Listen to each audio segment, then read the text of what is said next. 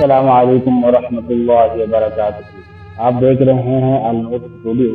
ناظرین، ہم آپ کو بتانا چاہتے ہیں کہ آج سے ہم ایک نئی سیریز کا آغاز کر رہے ہیں۔ اس سیریز کا نام دجال سیریز 1 ہوگا، جس میں ہم آپ کو ان مندرجہ ذیل باتوں کے متعلق تفصیل کے ساتھ آگاہ کریں گے۔ نمبر 1، امام مہدی کون ہوں گے، ظہور کے بعد کیا کریں گے، امام مہدی کب ظاہر ہوں گے۔ نمبر 2، دجال کون ہے، دجال کے ساتھی کون ہوں گے، دجال کی طاقت کتنی ہوگی، سامری جادوگر کون تھا۔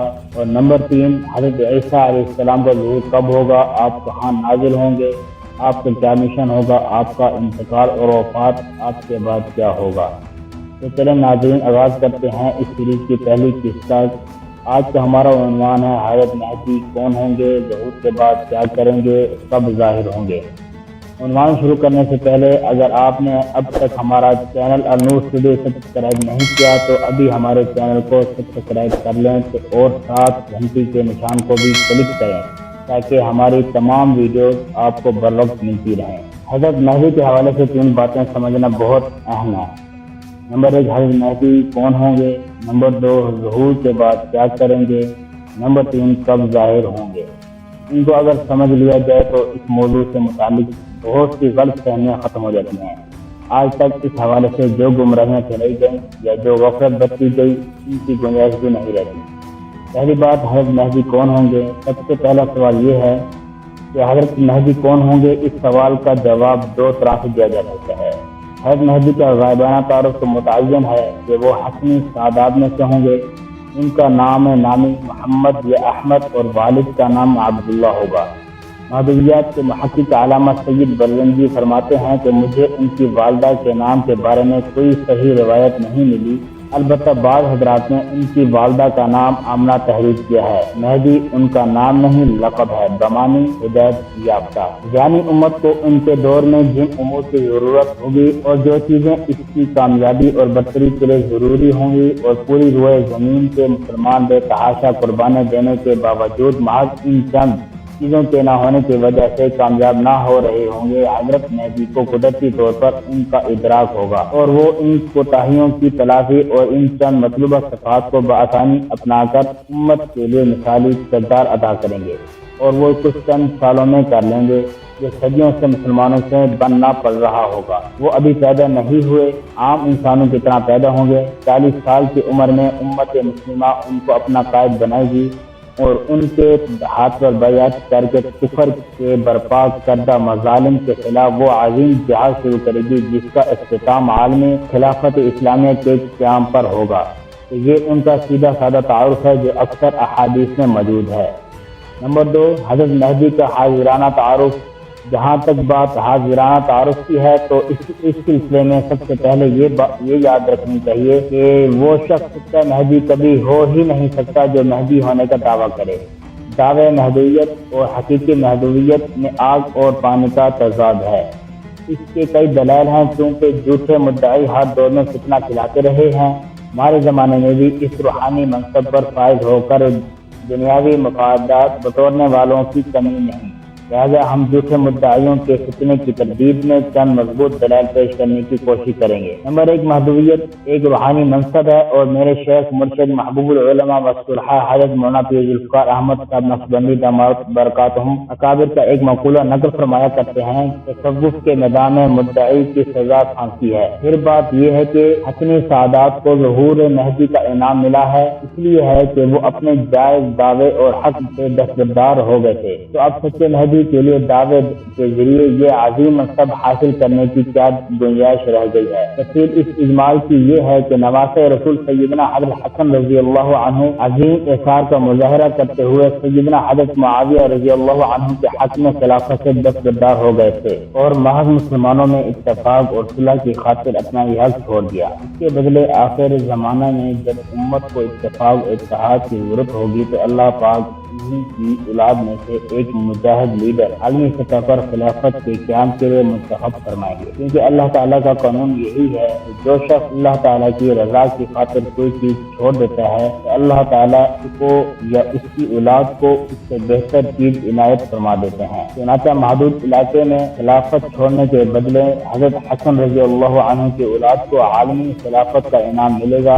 آپ کے حسنی ہونے کی دوسری وجہ علماء کرام نے یہ لکھی ہے کہ جس طرح حضرت اسحاق علیہ السلام کی اولاد سے بہت سے انبیاء کرام آئے اور حضرت اسماعیل علیہ السلام کی نسل میں اللہ تعالیٰ نے صرف ایک نبی بھیجے جو خاتم الانبیاء تھے، اسی طرح حضرت حسین رضی اللہ عنہ کی نسل سے بہت سے اولیاء آئے، جبکہ حضرت حسن رضی اللہ عنہ کی اولاد سے صرف ایک ہی بہت بڑے ولی آئیں گے جو خاتم الاولیاء ہوں گے۔ نمبر 2، مہدویت کا از خود دعویٰ کرنے والے جھوٹے ہونے کی دوسری دلیل یہ ہے کہ حضرت مہدی تو حدیث شریف کی بیان کردہ واضح علامت اور سچے اللہ والوں کے طریقے کے مطابق امامت، عہدہ اور منصب قبول کرنے سے جتنا ان سے بن پڑے گا گریز کریں گے، حتیٰ کہ وہ 7 علماء جو دنیا کے مختلف حصوں پاکستان، افغانستان، ترکی، شام، مراکش، الجزائر، ازبکستان، سودان سے حضرت مہدی کی تلاش میں آئے ہوں گے، اور ہر ایک کے ہاتھ پر 310 سے کچھ اوپر افراد نے بیعت کر رکھی ہوگی، اور یہ سب مل کر شدت سے اس شخص کا تلاش کر رہے ہوں گے کہ جس کے ہاتھ پر بیعت سے امت میں اتحاد و اتفاق ہوگا، مرکزی قیادت نصیب ہوگی، فتنوں کا خاتمہ ہوگا،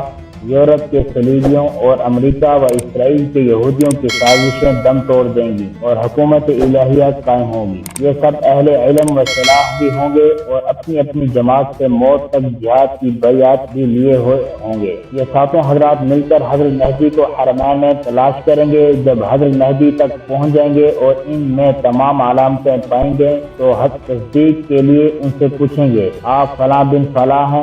حضرت مہدی ان کو خوبصورتی سے ٹالتے ہوئے کہیں گے، میں تو ایک انصاری ہوں، یعنی اللہ کے دین کی مدد کرنے والا، اور یہ کہہ کر مکہ مکرمہ سے چھپ کر مدینہ منورہ چلے جائیں گے۔ یہ حضرات آپ کو تلاش کرتے کرتے مدینہ شریف پہنچ جائیں گے۔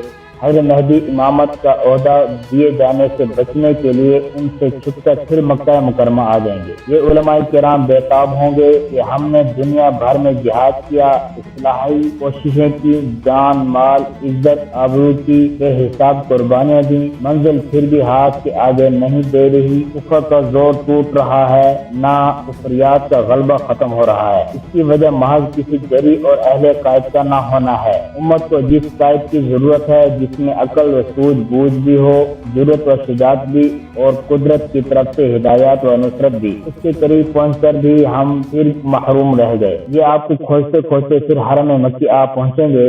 اسی طرح 3 چکر حرمین کے درمیان لگیں گے۔ آخرکار یہ علماء تیسری مرتبہ حضرت مہدی کو حجر اسود کے پاس جا لیں گے۔ آپ کعبہ کے ساتھ چمٹ کر چہرہ کعبہ کی دیوار پر رگڑتے ہوئے امت کی حالت پر رو رہے ہوں گے۔ یہ علماء آپ کو پہلے خدا کا واسطہ دے کر کہیں گے، اگر آپ نے بیعت کے لیے ہاتھ نہ بڑھایا تو جتنی امت مظلومیت کی حالت میں ماری جا رہی ہے اس سب کا گناہ آپ کے سر پر ہوگا۔ اس پر حضرت مہدی مجبور ہو کر مقام ابراہیم اور حجر اسود کے درمیان بیٹھ کر ان سے کہیں گے کہ آؤ پھر آخری فتح تک اکٹھے جینے مرنے کا عہد کرتے ہیں۔ امیر اور مامور کے اس عہد کو شریعت اصطلاح میں بیعت کہتے ہیں۔ چنانچہ وہ ان علماء کرام سے شریعت کی اتباع اور مرتے دم تک جہاد پر بیعت لیں گے۔ اس ہجرت اور جہاد کے نتیجے میں عالمی سطح پر خلافت اسلامیہ قائم ہو جائے گی۔ حضور علیہ السلام نے مکہ مکرمہ سے مدینہ منورہ ہجرت فرما کر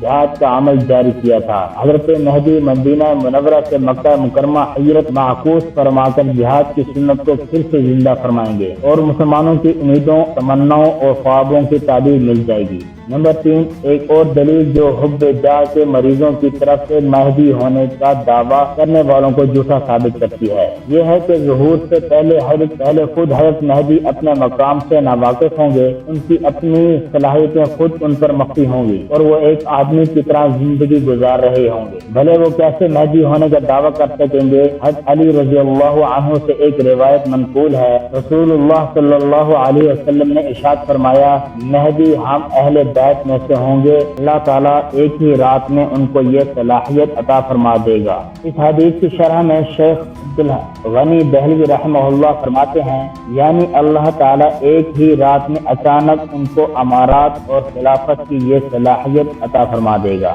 علامہ ابن کثیر رحمہ اللہ اس حدیث کی شرح میں فرماتے ہیں، یعنی اللہ تعالیٰ اپنے خصوصی فضل و توفیق سے سرفراز فرما کر پہلے انہیں حقیقت الہام کریں گے اور اس مقام سے آشنا کریں گے جس سے وہ پہلے ناواقف تھے۔ حضرت مولانا بدر عالم مہاجر مدنی رحمہ اللہ تحریر فرماتے ہیں، ایک عمیق حقیقت اس سے حل ہو جاتی ہے، اور وہ یہ ہے کہ یہاں پر بعض ضعیف الایمان قلوب میں یہ سوال اٹھ سکتا ہے کہ جب حضرت مہدی ایسی کھلی ہوئی شہرت رکھتے ہیں تو پھر ان کا تعارف عوام و خواص میں کیسے مخفی رہ سکتا ہے؟ اس لیے مصائب و اعلام کے وقت ان کے ظہور کا انتظار معقول معلوم نہیں ہوتا، لیکن اس لفظ یصلحہ اللہ فی لیلۃ نے یہ حل کر دیا کہ یہ صفات و خواص کتنے ہی اشخاص میں کیوں نہ ہوں، لیکن ان کے وہ باطنی تصرفات اور روحانیات مشیت الہی کے ماتحت اوجر رکھی جائے گی، یہاں تک کہ جب ان کے ظہور کا وقت آئے گا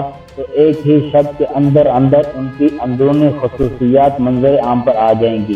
وہ یہ بھی ایک کرشمہ قدرت ہوگا کہ ان کے ظہور کے وقت سے قبل کوئی شخصیت ان کو پہچان نہ سکے گی، اور جب وقت آئے گا تو قدرت الہیہ شب بھر میں وہ تمام صلاحیتیں ان میں پیدا کر دے گی جن کے بعد ان کا مہدی ہونا خود ان پر اور تمام دنیا پر بھی منکشف ہو جائے گا۔